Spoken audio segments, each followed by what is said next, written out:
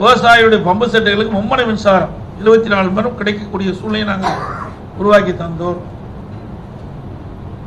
அதோட பயிர் காப்பீடு திட்டத்தை பற்றி இங்கே குறிப்பிட்டார்கள்.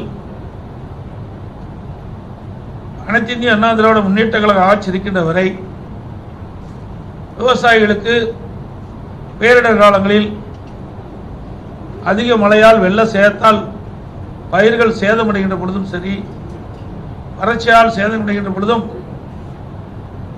அதை முழுமையாக கணக்கிட்டு விவசாயிகளுக்கு முழு நிவாரணம் வழங்கப்பட்டது.